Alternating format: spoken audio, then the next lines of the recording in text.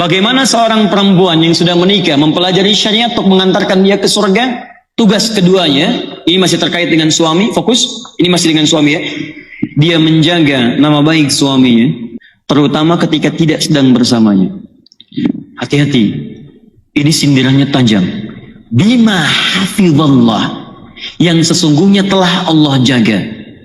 Dikasih sayang besar Allah di rumah tangga. Jadi maaf Bu ya, kalau ada aib di rumah tangga, baik melekat pada suami ataupun ibu, itu sepanjang ibu nggak buka keluar, Allah akan tutup sampai hari kiamat. Nggak ada yang bisa tahu. Makanya kata Nabi, kalau ada malam terjadi sesuatu, siang jangan sampai terbuka. Kalau ada siang terjadi sesuatu, malam jangan terbuka. Maksud Nabi, jangan sebarkan aib rumah tangga keluar. Sepanjang Anda tutup, Allah akan jaga sampai kiamat. Jadi kalau ada yang menyebarkan aib rumah tangga ibu, ibu jangan marahi. Yang salah itu kenapa Anda sebarkan? Kalau dalam kalimat Quran kata Allah, saya sudah jaga, kenapa kamu buka? Kecuali nanti bab yang lain, karena ayat 35 yang nanti ada ayat konsultasi. Kalau ibu bertanya pada seseorang yang memberikan solusi, itu boleh ibu sampaikan. Tapi kalau ada orang-orang yang tidak punya kepentingan dan tidak kapabel di bidangnya, jangan coba-coba dibagi. Karena yang pertama, ibu melakukan sesuatu yang dilarang oleh Al-Quran. Yang kedua, menurunkan status kesolehan ibu di hadapan Allah Subhanahu wa Ta'ala. Di para istri yang senang berbagi kisah tentang suaminya pada orang lain, itu sebetulnya sedang mengurangi nilai kesolehannya di hadapan Allah Subhanahu wa Ta'ala. Hati-hati. Dan ayatnya turun hanya untuk perempuan, bukan laki-laki. Apa nama suratnya? Surat apa itu tadi? Surat keempat? An-Nisa. Apa artinya An-Nisa? Bukan perempuan, bukan wanita. Ingat perjanjian kita di pertemuan lalu. Kalau tidak tahu katakan Allahu a'lam. Baik. Jadi apa artinya An-Nisa? Bukan Allahu a'lam. Allahu akbar. Apa maunya sebetulnya? Bismillah. An-Nisa, perempuan-perempuan. Saya sudah jelaskan pertemuan yang lalu. Kalau sendirian namanya mar'ah. Saya sudah jelaskan pertemuan lalu, masih ingat? Mar'ah dari kata muru'ah. Pertama, orang yang senang tampil indah. Di perempuan itu punya sifat kepribadian, tidak sama dengan laki-laki, senang pada keindahan. Senang tampil indah, ke majlis taklim tampil indah, punya seragam sendiri, ya kan? Datang pilihan pada suami, begitu mau berangkat, Pak, mana yang dibagus sekarang ya? Talinya Ustaz Adi, pakai hitam atau pakai biru, Pak? Kayaknya hitam deh, Mak. Kayaknya biru deh. Masya Allah. Dia nanya, tapi sudah punya pilihan. Hebat tuh. Mending kalau dipakai, begitu keluar, kuning. Oh, luar biasa. Mar'ah seperti cermin. Cermin disebut mir'ah. Orang Arab mengatakan al-mar'atu kal mir'ah. Mir'ah itu memantarkan bayangan, sensitivitas. Sangat sensitif, sangat nyata. Sama dengan perempuan, sikap sensitivitasnya seperti cermin. Ibu tahu cermin kan? Baik, makanya perempuan tuh sangat dekat dengan cermin. Karena peribahasanya begitu. Perempuan sendirian mar'ah, perempuan cermin itu mir'ah. Jadi wajar kalau perempuan dekat dengan cermin. Sebelum berangkat bercermin dulu, lihat lagi. Turun dari mobil, kaca spion, lihat lagi. Ke masjid ada kaca, perbaiki lagi. Gak apa-apa, gak ada masalah. Cek dompet, cermin. Gak ada masalah. Baik, tapi ingat, bukan itu yang diharapkan. Dalam kaidah bahasa Arab ada peribahasa al-mar'atu kal mir'ah. Cermin dipakai untuk bercermin ngaca. Ibu lempar cermin sampai pecah. Bisa nggak disambung lagi? Jangan salah, bisa Bu. Bisa disambung lagi, tapi sulit memantulkan bayangan yang sempurna. Nah, sifat sensitivitas itu sama dengan perempuan. Kalau dia terlukai, pecah misalnya hatinya, cepat memaafkan, tapi sulit melupakan apa yang dialami. Tuh, luar biasa. Ibu terlukai hari ini oleh suami, rekening listrik 15 tahun yang lalu diungkit lagi. Sebenarnya mama tahan Papa, dulu Papa begitu, dulu Papa tuh. Dulu bayangkan. Papa nggak ingat aja sih, coba 3 hari yang lalu, 3 hari yang lalu. Masalah 3 menit sekarang, 3 hari yang lalu ikut. Tuh. Bahkan hebatnya, Masya Allah, harga sayur yang naik, semesjid yang salah semua.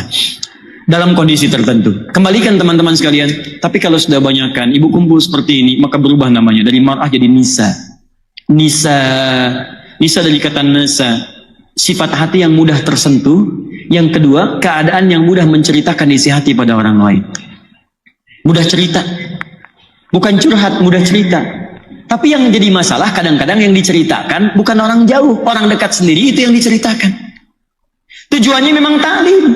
Sopnya sop muslimah, tapi Ustadz belum datang, apa coba yang dibicarakan?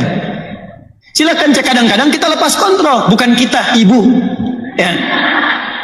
Datang satu, jeng apa kabar? Baik, alhamdulillah. Sehat, jarang ketemu ya. Iya. Suami bagaimana? Di situ masalahnya. Di situ masalahnya. Masya Allah. Iya sama ya, iya ya. Nggak nyangka tuh. Udah gitu, maaf, sama-sama ceklik, dosa berjamaah. Paham ya? Sekira saya berhenti dulu ya untuk sesi penyampaiannya. Saya punya sekitar 13 menit barangkali untuk menjawab beberapa yang masuk. Tapi saya simpulkan sebentar. Muslimah belajar syariat. Muslimah artinya perempuan yang siap menerapkan nilai-nilai keislaman dalam dirinya. Maka jika ibu mengatakan diri ibu muslimah, maka pelajari semua ketentuan yang melekat pada diri ibu dari ujung kepala sampai ujung kaki. Maaf, bagi seorang muslimah, mata ini harus dipakai apa? Bagi seorang muslimah, telinga ini untuk mendengar apa? Bagi seorang muslimah, lisan ini digunakan untuk apa? Saya wasiatkan hati-hati, hati-hati dengan lisan. Karena tidak sedikit disebutkan di zaman Nabi, muslimah yang dijamin neraka. Dia mengaku muslimah tapi masuk neraka karena lisannya. Sampai ujung kakinya. Ada dua kesimpulan di sini. Satu, amalan yang berlaku umum bagi setiap perempuan muslimah dan mencakup laki-laki di sini. Seperti ibadah ritual. Maka saya mohon dari sekarang, coba latihan sholat yang baik. Coba belajar Al-Quran yang baik. Saya katakan pada ibu ya, kalau ibu tidak mulai menghafal Quran sekarang, ibu tertinggal. Karena anak-anak kecil itu sudah memulainya. Di tempat kami, anak 4 tahun, 5 tahun, itu sebelum maghrib sudah ada di masjid. Dan mereka menghafal Quran. Mereka dikasih 4 tahun, mau menghafal Quran. Dan mereka belum dihisab. Artinya, belum balik, ada balik pada mereka. Ibu 40 tahun, 50 tahun, 60 tahun. Kalau sampai hari ini belum punya waktu untuk baca Quran, ibu butuh berapa tahun lagi? Boleh jadi Allah belum wafatkan ibu karena belum sampai ajalnya, juga memberikan kesempatan pada ibu untuk jadi lebih baik insya Allah. Dan yang kedua, coba pelajari kasih sayang Allah yang hanya dilekatkan pada muslimah, yang khusus bagi muslimah, tidak untuk laki-laki. Seperti kerudung, yang belum berkerudung, ayo coba tingkatkan lebih baik, karena itu mengangkat nilai keimanan di hadapan Allah. Yang sudah berkerudung, naikkan ke level jilbab, yang dengan jilbab itu akan ada kemuliaan didapatkan. Ya kalau sudah berjilbab, berkerudung, teruskan lagi yang lain. Ada fikih di rumah tangga, ada fikih menjadi seorang anak. Bukankah ada seorang anak yang dengan anak yang mulia, orang tuanya bisa terangkat? Dan terakhir, ada satu hal di dalam Quran pesannya, kalau ibu ingin sama-sama masuk surga dengan seluruh anggota keluarganya, maka amalkan amalan di Quran, surah ke-13, ayat 23 sampai 24. Saya diminta berhenti di jam 10:30, jadi saya punya 11 menit. Untuk menjawab beberapa persoalan, saya jawab dalam tempo 9 menit ke depan, 2 menitnya saya sampaikan pengumuman untuk ibu sekalian. Ustaz, saya mau pergi ke Eropa. Di Indonesia saya sedang proses dari kerudung ke jilbab. Bagaimana dandanan kerudung saya saat pergi ke negara-negara rasis terhadap Islam tersebut? Masya Allah, saya baru kemarin dari Kanada, Bu. Sampai di sini. Dan kita bertemu dengan teman-teman yang baru dari London juga. Kemarin ada tag di London itu hari punishment Muslim Day. Jadi hari untuk menghukum orang-orang Islam. Jadi kalau ada orang yang keluar, perempuan pakai jilbab, pakai macam-macam, diolok-olok dan sebagainya. Tapi apa yang terjadi? Rupanya Masya Allah, Quran surah kedua ayat 214, paling kanan sebelah bawah. Ibu ingin masuk surga? Halo? Ingin, baik. Ternyata Allah sampaikan, am hasibtum an tadkhulul jannata. Maaf, jangan kira masuk surga begitu mudah. Ibu ingin dapat hadiah yang ringan, maka ada tantangannya. Siapa yang dapat jawab? Dapat power bank. Jawabannya, maaf, begitu dijawab pertanyaan ringan, jawabannya ringan, hadiahnya ringan. Tapi surga, sesuatu yang sangat indah, belum didapatkan di bumi, belum terlihat di bumi, maka tantangannya tidak mudah. Kata Allah, am hasibtum an tadkhulul jannata wa lamma ya'tikum mathalul ladzina khalau min qablikum. Kalau Anda ingin masuk surga, ada ujian-ujian, tantangan yang harus dihadapi. Masathumul ba'sa, ringan. Dharra, ada sentuhan fisik. Wazulzilu, sudah menggoncang kepada hati. Lihat baik-baik, ketika ibu ingin masuk surga, di antara caranya, ini ada yang melekat pada perempuan. Pakai jilbab, dari kerudung ke jilbab dan sebagainya. Ibu bertanya, saya mau ke Eropa Ustaz, bagaimana tantangannya ketika ada ISIS? Lihat baik-baik rumusnya. Surga, tantangannya ringan, menengah, berat. Semakin dinaikkan tantangannya, itu tanda semakin Allah ingin mempercepat ibu ke surga dalam kemuliaan. Jika orangnya imannya ringan, maka dia akan diberikan tantangan yang ringan. Jika imannya masih menengah, Allah berikan dengan cara yang menengah. Tapi jika imannya sudah ingin Allah tingkatkan dengan lebih kuat, maka dia diberikan tantangan yang kuat untuk menghadapinya. Karena mustahil Allah memberikan ujian kecuali sesuai dengan kadar kesanggupannya. La yukallifullahu nafsan illa. Ibu berjilbab di Indonesia ringan karena rata-rata orang berjilbab. Ibu datang ke Saudi berjilbab ringan karena semua orang di sana rata-rata perempuan berjilbab. Tapi ketika Allah mengirim ibu ke Eropa, Masya Allah, yang banyak tidak berjilbab, yang kadang-kadang menyoal yang berjilbab, ibu dinaikkan levelnya kepada tingkat yang paling tinggi. Ketika ibu dihadapkan pada suasana itu, yakinkan pada diri ibu, Allah sedang ingin menaikkan status ibu pada tingkat yang paling tinggi. Mungkin disitulah surga ibu ingin dipercepat diberikan kepada ibu. Kalau Allah yakin dengan ibu, ibu jangan ragu. Allah saja yakin dengan ibu, kenapa ibu tidak yakin dengan diri sendiri? Maka kenakan dengan penuh kemuliaan. Ketika mereka bertanya, tunjukkan kemuliaan bagi perempuan berjilbab. Kata-katanya bagus, kalimatnya mulia, kejujuran ditampilkan. Begitu semua itu tampak, Allahu Akbar. Demi Allah Bu ya, ingat, kita tidak akan bebas dari celaan. Kalau ibu orang baik, ibu akan dicela oleh orang buruk. Kalau ibu punya sifat buruk, ibu akan dicela oleh orang baik. Apakah ibu datang ke sini tiba-tiba bebas begitu saja? Tidak. Ibu biasa kumpul-kumpul dengan teman-teman yang lain, tiba-tiba ke masjid. Begitu ibu ke masjid menghadiri taklim, pertama kali ketahuan oleh teman-teman, maka muncul dari teman-teman kalimat Solehah. Padahal nama ibu Nina misalnya, dipanggil Solehah. Ingat, ketika kalimat itu meluncur dari teman ibu, sebetulnya bukan ingin mencela ibu, tapi Allah ingin menampakkan di lisan teman ibu bahwa status ibu sedang naik di hadapan Allah Subhanahu wa taala. Makanya bahagia cara pandangnya dengan cara pandang akal. Capek kalau pakai akal, pakai iman. Kalau kalimat jelek meluncur dari orang baik, artinya ada muhasabah pada diri kita, ada yang salah, ada yang keliru. Tapi kalau kalimat baik meluncur dari lisan orang jelek, jangan dilihat sebagai hinaan, dilihat sebagai pengakuan dari Allah dititipkan kepadanya. Ibu nggak pernah ngaji, tiba-tiba ngaji, meluncur dari teman-teman kalimatnya, duh, ahli Quran. Sebetulnya bukan celaan, tapi itu dititipkan oleh Allah untuk mengangkat status ibu. Dan jangan berlebihan, alhamdulillah emang. Itu menurunkan lagi. Jadi ketika ibu Allah memperjalankan ibu ke Eropa, mudah bagi Allah Bu, ibu nggak usah ke Eropa, ke Arab aja, ibu umrah aja, ibu macam-macam. Tapi kenapa kok ibu diberikan tugas ke sana? Barangkali Allah yakin bahwa ibu bisa menaikkan level keimanan ibu dengan lebih baik. Dan alhamdulillah di Eropa sekarang banyak yang berjilbab, nggak ada masalah. Saya seorang mahasiswi salah satu PTN yang basicnya seni. Pernah satu ketika saya makan di kantin dengan teman-teman, terus ada teman laki-laki saya yang mohon maaf ya, ini bukan tidak jelas, tapi saya kurang pandai membaca dengan baik. Oh, yang mejanya tidak terlalu jauh dari meja saya, dia datang dan terlihat mau minuman yang saya minum dengan teman-teman saya. Terus saya bilang silahkan kalau mau, tapi bawa sedotan sendiri. Baik, apakah salah apa yang saya lakukan? Apa hubungan sedotan dengan jilbab? Baik. Sederhana sebetulnya. Anda sedang duduk, datang orang laki-laki bergabung di situ, lihat dulu apa kepentingannya, mahram atau bukan, ada yang mau disampaikan baik atau tidak. Kalau dia ingin minuman, silahkan kalau ingin. Kalau itu memang ingin berbagi, mungkin itulah peluang yang Allah berikan supaya ibu bisa berbuat baik dalam kehidupan. Ada minuman, kalau memang cukup berikan kepada dia, silahkan. Ini sedotannya, selesai. Ya, ibu kurang sedotan, minta lagi pada tukang sedotan. Ya, boleh Pak, ini kurang sedotan, selesai masalah. Apa yang dipersoalkan di sini? Jelas ya? Baik. Dan ingat, kalau sama teman, jangan pilih-pilih.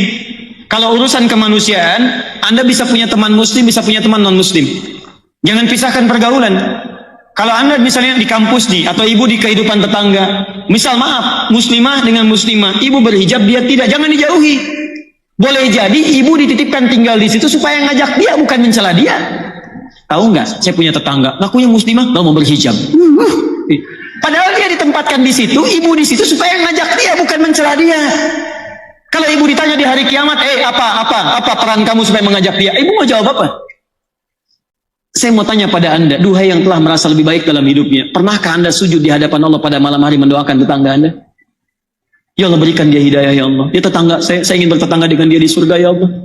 Ya Allah, berikan kemuliaan kepadanya ya Allah. Ya Allah, berikan hidayah kepadanya ya Allah. Kami bersama-sama, kami berdialog, kami olahraga bersama ya Allah, berikan petunjuk kepadanya. Jadikan dia berhijab ya Allah. Cantikkan penampilannya ya Allah, di alam dunia, alam kuburnya sampai akhiratnya. Ya Allah, kami rindu bersama ke surga ya Rabb, minta. bukan dicela. Apalagi misalnya bagian yang kedua, ibu tinggal tetangga non-muslim, hadirkan nilai keislaman yang baik. Mungkin ibu diminta bertetangga oleh Allah dengan dia supaya mendakwahkan Islam, bukan dicela. Bukan dicela. Makanya muncul banyak hadis di situ. Hadis bertetangga, Nabi bertetangga, ada Nasrani, ada Yahudi, ada macam-macam. Dan bagaimana sikapnya? Indah. Nabi makan sesuatu, bagi makanannya, ada sesuatu, berikan kalimatnya, berikan nilai-nilai kebaikannya. Itu indah, Bu. Bukankah kita diminta untuk berinfak dalam bentuk makanan? Jika seseorang memasak kemudian baunya sampai ke tetangganya, maka bagikanlah tetangganya itu walaupun cuma apanya? Kuahnya. Baca hadisnya dengan sempurna. Maksud dari situ kalau ibu masak kuahnya aja. Sekalipun cuma kuahnya bagi juga supaya dia berprasangka baik kepada ibu. Ibu masak kuah misalnya kuah opor ayam, cuman kuahnya, tapi nggak bagi. Tetangga mencium baunya. Masak opor nggak bagi-bagi padahal cuman kuah. Makanya bawa kuahnya, sampaikan kepada dia. Aduh, mohon maaf, memang cuma ada kuahnya. Barangkali di situ ada ayamnya, silahkan diisi aja. Sederhana. Tapi apakah hadis yang mengatakan kalau tetangganya muslim saja? Tidak. Mau muslim, mau muslimah, ibu kasih. Ibu masak rendang, selesai rendangnya. Tetangga ibu misalnya Kristen, sampingnya lagi Buddha, antarkan, jangan dipilih. Sampaikan, ketok pintunya. Begitu sudah diketok, Bu, ini saya ada sedikit rendang, barangkali bisa dinikmati. Ibu baik sekali, terima kasih. Bukan baik, sebetulnya Allah yang memerintahkan saya untuk berbagi. Begitu kalimat Allah keluar dari lisan ibu, sampai ke dalam hati dia, jadi hidayah untuk dia. Besoknya lagi ibu ketemu dengan dia, Masya Allah, Bu, Allah belum perintahkan ibu bikin rendang ya hari ini. Besar manusia, luar biasa. Bagaimana Ustadz jika selama pernikahan suami susah diajak tahajud dan sholat subuh belum tepat waktu? Mohon penjelasan dan solusinya. Ibu kenal Firaun?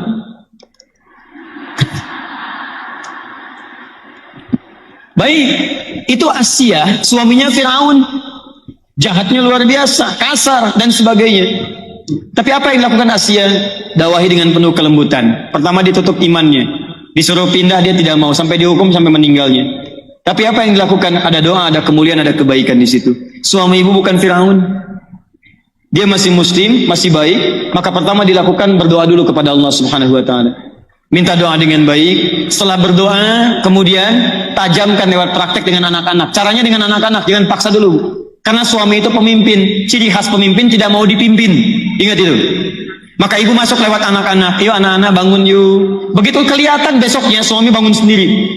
Pertama terpisah, setelah terpisah ibu yang mengajak, Pak, daripada papa sendirian, papa jadi imam nih, kami di belakang jadi makmum.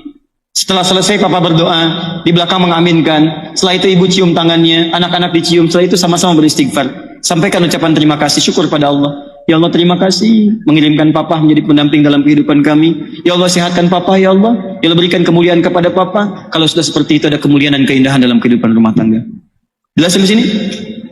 Bagaimana seorang perempuan yang sudah menikah mempelajari syariat untuk mengantarkan dia ke surga? Tugas keduanya, ini masih terkait dengan suami, fokus, ini masih dengan suami ya. Dia menjaga nama baik suaminya, terutama ketika tidak sedang bersamanya. Hati-hati, ini sindirannya tajam. Bima hafizallah, yang sesungguhnya telah Allah jaga.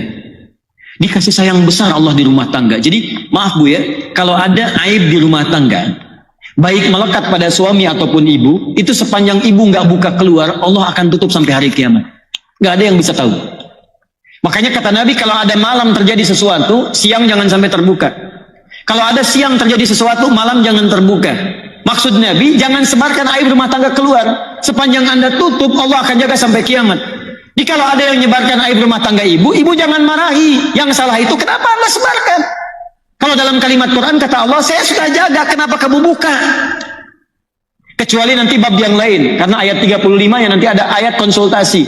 Kalau ibu bertanya pada seseorang yang memberikan solusi, itu boleh ibu sampaikan. Tapi kalau ada orang-orang yang tidak punya kepentingan dan tidak kapabel di bidangnya, jangan coba-coba dibagi. Karena yang pertama, ibu melakukan sesuatu yang dilarang oleh Al-Quran. Yang kedua, menurunkan status kesolehan ibu di hadapan Allah Subhanahu wa ta'ala. Di para istri yang senang berbagi kisah tentang suaminya pada orang lain, itu sebetulnya sedang mengurangi nilai kesolehannya di hadapan Allah Subhanahu wa ta'ala. Hati-hati. Dan ayatnya turun hanya untuk perempuan, bukan laki-laki. Apa nama suratnya? Surat apa itu tadi? Surat keempat? An-Nisa. Apa artinya An-Nisa? Bukan perempuan, bukan wanita. Ingat perjanjian kita di pertemuan lalu. Kalau tidak tahu katakan Allahu a'lam. Baik. Jadi apa artinya An-Nisa? Bukan Allahu a'lam. Allahu Akbar. Apa maunya sebetulnya? Bismillah. An-Nisa, perempuan. Saya sudah jelaskan pertemuan yang lalu. Kalau sendirian namanya mar'ah. Saya sudah jelaskan pertemuan lalu, masih ingat? Mar'ah dari kata muru'ah. Pertama, orang yang senang tampil indah. Di perempuan itu punya sifat kepribadian, tidak sama dengan laki-laki, senang pada keindahan, senang tampil indah, ke majelis taklim tampil indah, punya seragam sendiri, ya kan? Datang pilihan pada suami, begitu mau berangkat, Pak, mana yang dibagus sekarang ya? Talinya Ustaz Adi, pakai hitam atau pakai biru, Pak? Kayaknya hitam deh, Mak. Kayaknya biru deh. Masya Allah. Dia nanya, tapi sudah punya pilihan. Hebat tuh. Mending kalau dipakai, begitu keluar, kuning. Oh, luar biasa. Mar'ah seperti cermin. Cermin disebut mir'ah. Orang Arab mengatakan al-mar'atu kal mir'ah. Mir'ah itu memantarkan bayangan, sensitivitas. Sangat sensitif, sangat nyata. Sama dengan perempuan, sikap sensitivitasnya seperti cermin. Ibu tahu cermin kan? Baik, makanya perempuan tuh sangat dekat dengan cermin.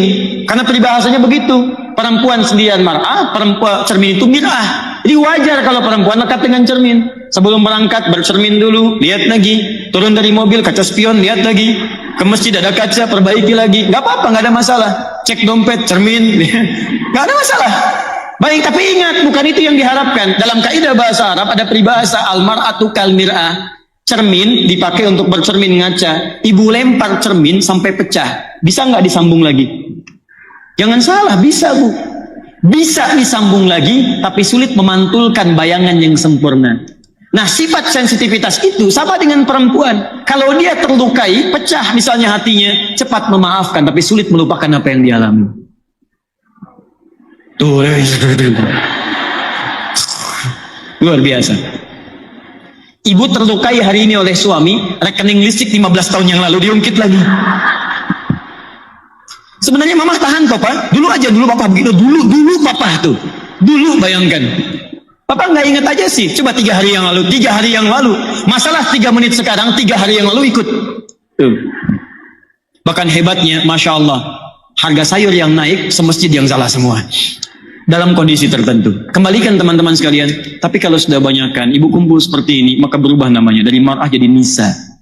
Nisa dari kata nasa. Sifat hati yang mudah tersentuh.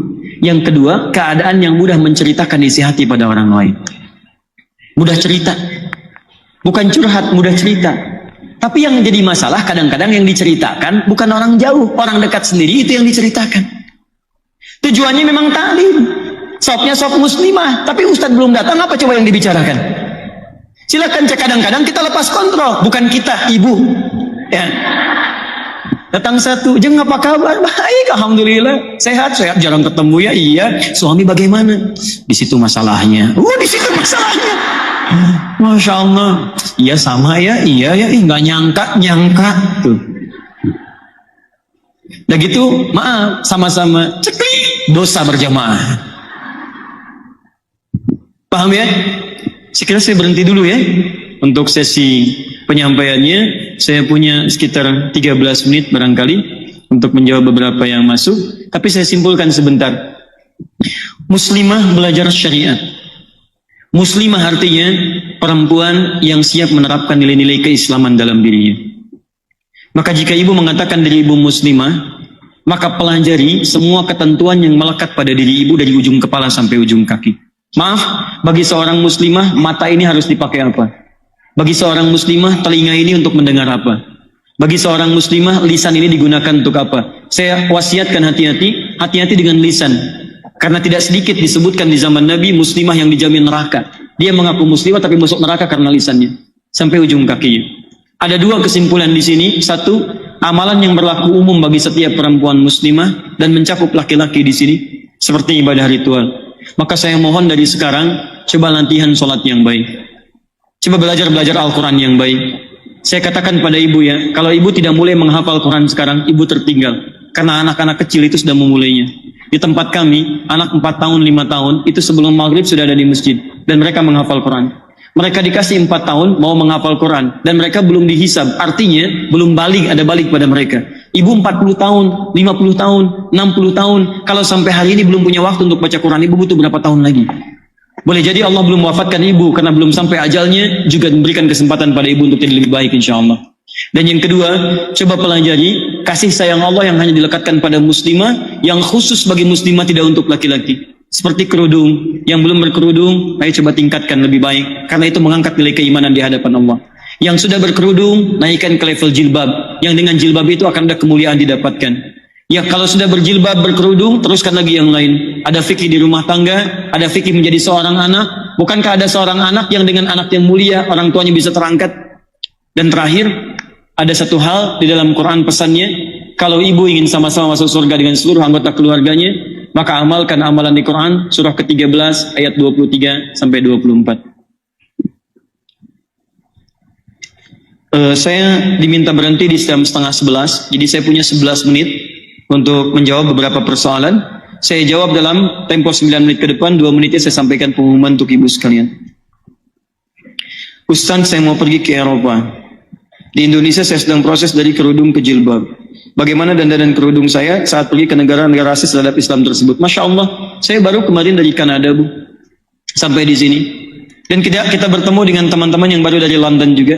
Kemarin ada tag di London itu hari punishment Muslim Day. Jadi hari untuk menghukum orang-orang Islam. Jadi kalau ada orang yang keluar, perempuan pakai jilbab, pakai macam-macam, diolok-olok dan sebagainya. Tapi apa yang terjadi? Rupanya Masya Allah, Quran surah kedua ayat 214, paling kanan sebelah bawah. Ibu ingin masuk surga? Halo? Ingin, baik. Ternyata Allah sampaikan, am hasibtum an tadkhulul jannata. Maaf. Jangan kira masuk surga begitu mudah. Ibu ingin dapat hadiah yang ringan, maka ada tantangannya. Siapa yang dapat jawab? Dapat power bank. Jawabannya, maaf, begitu dijawab pertanyaan ringan, jawabannya ringan, hadiahnya ringan. Tapi surga, sesuatu yang sangat indah, belum didapatkan di bumi, belum terlihat di bumi, maka tantangannya tidak mudah. Kata Allah, am hasibtum an tadkhulul jannata wa lamma ya'tikum mathalul ladzina khalau min qablikum. Kalau Anda ingin masuk surga, ada ujian-ujian tantangan yang harus dihadapi. Masathumul ba'sa, ringan. Dharra, ada sentuhan fisik. Wazulzilu, sudah menggoncang kepada hati. Lihat baik-baik, ketika ibu ingin masuk surga, di antara caranya, ini ada yang melekat pada perempuan. Pakai jilbab, dari kerudung ke jilbab dan sebagainya. Ibu bertanya, saya mau ke Eropa Ustaz, bagaimana tantangannya ketika ada ISIS? Lihat baik-baik rumusnya. Surga, tantangannya ringan, menengah, berat. Semakin dinaikkan tantangannya, itu tanda semakin Allah ingin mempercepat ibu ke surga dalam kemuliaan. Jika orangnya imannya ringan, maka dia akan diberikan tantangan yang ringan. Jika imannya masih menengah, Allah berikan dengan cara yang menengah. Tapi jika imannya sudah ingin Allah tingkatkan dengan lebih kuat, maka dia diberikan tantangan yang kuat untuk menghadapinya. Karena mustahil Allah memberikan ujian kecuali sesuai dengan kadar kesanggupannya. La yukallifullahu nafsan illa. Ibu berjilbab di Indonesia ringan karena rata-rata orang berjilbab. Ibu datang ke Saudi berjilbab ringan karena semua orang di sana rata-rata perempuan berjilbab. Tapi ketika Allah mengirim ibu ke Eropa, Masya Allah, yang banyak tidak berjilbab, yang kadang-kadang menyoal yang berjilbab, ibu dinaikkan levelnya kepada tingkat yang paling tinggi. Ketika ibu dihadapkan pada suasana itu, yakinkan pada diri ibu, Allah sedang ingin menaikkan status ibu pada tingkat yang paling tinggi. Mungkin disitulah surga ibu ingin dipercepat diberikan kepada ibu. Kalau Allah yakin dengan ibu, ibu jangan ragu. Allah saja yakin dengan ibu, kenapa ibu tidak yakin dengan diri sendiri? Maka kenakan dengan penuh kemuliaan. Ketika mereka bertanya, tunjukkan kemuliaan bagi perempuan berjilbab. Kata-katanya bagus, kalimatnya mulia, kejujuran ditampilkan. Begitu semua itu tampak, Allahu Akbar. Demi Allah Bu ya, ingat, kita tidak akan bebas dari celaan. Kalau ibu orang baik, ibu akan dicela oleh orang buruk. Kalau ibu punya sifat buruk, ibu akan dicela oleh orang baik. Apakah ibu datang ke sini tiba-tiba bebas begitu saja? Tidak. Ibu biasa kumpul-kumpul dengan teman-teman yang lain. Tiba-tiba ke masjid. Begitu ibu ke masjid menghadis taklim, pertama kali ketahuan oleh teman-teman, maka muncul dari teman-teman kalimat Soleha. Padahal nama ibu Nina misalnya, dipanggil Soleha. Ingat, ketika kalimat itu meluncur dari teman ibu, sebetulnya bukan ingin mencela ibu, tapi Allah ingin menampakkan di lisan teman ibu bahwa status ibu sedang naik di hadapan Allah Subhanahu wa taala. Makanya bahagia cara pandangnya dengan cara pandang akal. Capek kalau pakai akal, pakai iman. Kalau kalimat jelek meluncur dari orang baik, artinya ada muhasabah pada diri kita, ada yang salah, ada yang keliru. Tapi kalau kalimat baik meluncur dari lisan orang jelek, jangan dilihat sebagai hinaan, dilihat sebagai pengakuan dari Allah dititipkan kepadanya. Ibu nggak pernah ngaji, tiba-tiba ngaji, meluncur dari teman-teman kalimatnya, duh, ahli Quran. Sebetulnya bukan celaan, tapi itu dititipkan oleh Allah untuk mengangkat status ibu. Dan jangan berlebihan, alhamdulillah emang. Itu menurunkan lagi. Jadi ketika ibu Allah memperjalankan ibu ke Eropa, mudah bagi Allah bu, ibu nggak usah ke Eropa, ke Arab aja, ibu umrah aja, ibu macam-macam. Tapi kenapa kok ibu diberikan tugas ke sana? Barangkali Allah yakin bahwa ibu bisa menaikkan level keimanan ibu dengan lebih baik. Dan alhamdulillah di Eropa sekarang banyak yang berjilbab, tidak ada masalah. Saya seorang mahasiswi salah satu PTN yang basicnya seni. Pernah satu ketika saya makan di kantin dengan teman-teman, terus ada teman laki-laki saya yang mohon maaf ya, ini bukan tidak jelas, tapi saya kurang pandai membaca dengan baik. Yang mejanya tidak terlalu jauh dari meja saya, dia datang dan terlihat mau minuman yang saya minum dengan teman-teman saya. Lalu saya bilang silahkan kalau mau, tapi bawa sedotan sendiri. Baik, apakah salah apa yang saya lakukan? Apa hubungan sedotan dengan jilbab? Baik. Sederhana sebetulnya. Anda sedang duduk, datang orang laki-laki, bergabung di situ, lihat dulu apa kepentingannya, mahram atau bukan, ada yang mau disampaikan baik atau tidak. Kalau dia ingin minuman, silahkan kalau itu memang ingin berbagi. Mungkin itulah peluang yang Allah berikan supaya ibu bisa berbuat baik dalam kehidupan. Ada minuman, kalau memang cukup berikan kepada dia, silahkan. Ini sedotannya, selesai. Ya, ibu kurang sedotan, minta lagi pada tukang sedotan. Ya, boleh Pak, ini kurang sedotan, selesai masalah. Apa yang dipersoalkan di sini? Jelas ya? Baik. Dan ingat, kalau sama teman, jangan pilih-pilih. Kalau urusan kemanusiaan, Anda bisa punya teman muslim, bisa punya teman non-muslim. Jangan pisahkan pergaulan. Kalau Anda misalnya di kampus nih, atau ibu di kehidupan tetangga, misal maaf, muslimah dengan muslimah, ibu berhijab, dia tidak, jangan dijauhi.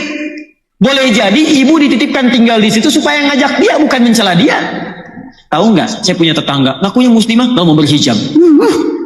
Padahal dia ditempatkan di situ, ibu di situ supaya ngajak dia, bukan mencela dia.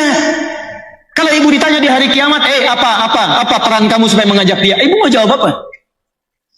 Saya mau tanya pada Anda, duhai yang telah merasa lebih baik dalam hidupnya, pernahkah Anda sujud di hadapan Allah pada malam hari mendoakan tetangga Anda? Ya Allah, berikan dia hidayah ya Allah. Dia tetangga, saya ingin bertetangga dengan dia di surga ya Allah. Ya Allah, berikan kemuliaan kepadanya ya Allah. Ya Allah, berikan hidayah kepadanya ya Allah. Kami bersama-sama, kami berdialog, kami olahraga bersama, ya Allah, berikan petunjuk kepadanya. Jadikan dia berhijab ya Allah. Cantikkan penampilannya ya Allah, di alam dunia, alam kuburnya sampai akhiratnya. Ya Allah, kami rindu bersama ke surga ya Rabb, minta. Bukan dicela. Apalagi misalnya bagian yang kedua, ibu tinggal tetangga non-muslim, hadirkan nilai keislaman yang baik. Mungkin ibu diminta bertetangga oleh Allah dengan dia supaya mendakwahkan Islam, bukan dicela. Bukan dicela. Makanya muncul banyak hadis di situ. Hadis bertetangga, Nabi bertetangga, ada Nasrani, ada Yahudi, ada macam-macam. Dan bagaimana sikapnya? Indah. Nabi makan sesuatu, bagi makanannya, ada sesuatu, berikan kalimatnya, berikan nilai-nilai kebaikannya. Itu indah, Bu. Bukankah kita diminta untuk berinfak dalam bentuk makanan? Jika seseorang memasak kemudian baunya sampai ke tetangganya, maka bagikanlah tetangganya itu, walaupun cuma apanya? Kuahnya. Baca hadisnya dengan sempurna. Maksud dari situ, kalau ibu masak kuahnya aja, sekalipun cuma kuahnya, bagi juga supaya dia berprasangka baik kepada ibu. Ibu masak kuah, misalnya kuah opor ayam, cuman kuahnya, tapi nggak bagi. Tetangga mencium baunya, masak opor nggak bagi-bagi, padahal cuman kuah. Makanya bawa kuahnya, sampaikan kepada dia. Aduh, mohon maaf, memang cuma ada kuahnya, barangkali di situ ada ayamnya, silahkan diisi aja. Sederhana. Tapi apakah hadisnya mengatakan kalau tetangganya muslim saja? Tidak. Mau muslim, mau muslimah, ibu kasih. Ibu masak rendang, selesai rendangnya. Tetangga ibu misalnya Kristen, sampingnya lagi Buddha, antarkan, jangan dipilih. Sampaikan, ketok pintunya. Begitu sudah diketok, Bu, ini saya ada sedikit rendang, barangkali bisa dinikmati. Duh, ibu baik sekali, terima kasih. Bukan baik, sebetulnya Allah yang memerintahkan saya untuk berbagi. Begitu kalimat Allah keluar dari lisan ibu sampai ke dalam hati dia, jadi hidayah untuk dia. Besoknya lagi ibu ketemu dengan dia, Masya Allah. Bu, Allah belum perintahkan ibu bikin rendang ya hari ini. Besar manusia, luar biasa. Bagaimana Ustadz jika selama pernikahan suami susah diajak tahajud dan sholat subuh belum tepat waktu? Mohon penjelasan dan solusinya. Ibu kenal Firaun?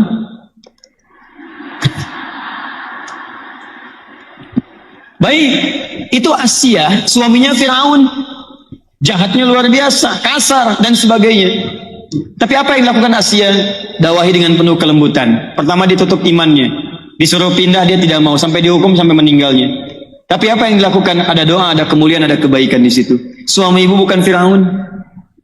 Dia masih muslim, masih baik. Maka pertama dilakukan berdoa dulu kepada Allah Subhanahu wa taala.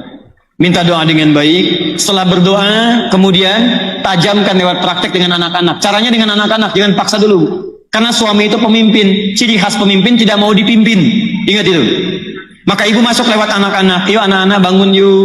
Begitu kelihatan besoknya suami bangun sendiri. Pertama terpisah. Setelah terpisah ibu yang mengajak. Pak, daripada papa sendirian, papa jadi imam nih. Kami di belakang jadi makmum. Setelah selesai papa berdoa, di belakang mengaminkan. Setelah itu ibu cium tangannya, anak-anak dicium. Setelah itu sama-sama beristighfar. Sampaikan ucapan terima kasih, syukur pada Allah. Ya Allah terima kasih mengirimkan papa menjadi pendamping dalam kehidupan kami. Ya Allah sehatkan papa ya Allah. Ya Allah berikan kemuliaan kepada papa. Kalau sudah seperti itu ada kemuliaan dan keindahan dalam kehidupan rumah tangga. Jelas di sini?